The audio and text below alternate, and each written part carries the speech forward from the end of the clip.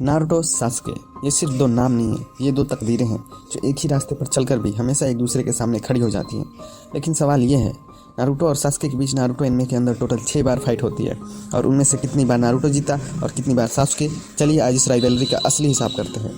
तो पहली फाइट होती है निंजा एकेडमी में, जहाँ दोनों पहली बार ऑफिशियली टकराते हैं। उस वक्त नारुतो था क्लास का सबसे अनप्रेडिक्टेबल निंजा और सास्के एक नेचुरल प्रोडिजी। फाइट ज़्यादा लंबी नहीं चलती और सास्के नारुतो को इजीली हरा देता है। दूसरी फाइट होती है हॉस्पिटल की छत पे। अब कहानी थोड़ी सीरियस हो चुकी थी। हॉस्पिटल की छत पे रासेनगन वर्सेस चिदोरी, दोनों फ्यूचर लेजेंड्स एक ही पल में टकराने वाले थे, लेकिन परफेक्ट टाइमिंग पे ककाशी आ जाता है और दोनों को रोक देता है। रासेनगन और चिदोरी का असर दीवार पर दिखता है और तब हमें समझ आता है नारुतो अब वो एकेडमी वाला नारुतो नहीं रहा। रिजल्ट ड्रॉ रहता है। Fight number 3 valley of the end का पार्ट 1।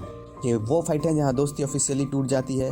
बारिश, स्टैच्यू ऑफ हाशिरामा और मादरा, और बीच में नारुतो वर्सेस सास्के। रासेनगन और चिदोरी का जबरदस्त क्लैश होता है और इस बार नारुतो अनकॉन्शियस हो जाता है और सास्के जीत जाता है।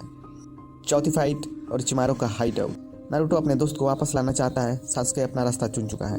दोनों टकराते हैं लेकिन फाइट ज़्यादा देर नहीं चलती और ओरोचिमारू बीच में आकर सास्के को रोक देता है, इसलिए इस फाइट को हम ड्रॉ मान सकते हैं। Fight number 5 land of iron samurai bridge के पास। यहाँ तक आते आते दोनों काफ़ी बदल चुके थे। रासेनगन वर्सेस चिदोरी फिर एक बार इंटेंसिटी अपने पीक पर थी, लेकिन ओबिटो एंट्री ले लेता है और फाइट को रोक देता है। रिजल्ट फिर से ड्रॉ रहता है। Fight number 6 valley of the end final battle. और फिर आता है वो मोमेंट, नारुतो शिपुडन का फाइनल शोडाउन। ये सिर्फ फाइट नहीं थी, ये 700 एपिसोड की जर्नी का नतीजा था।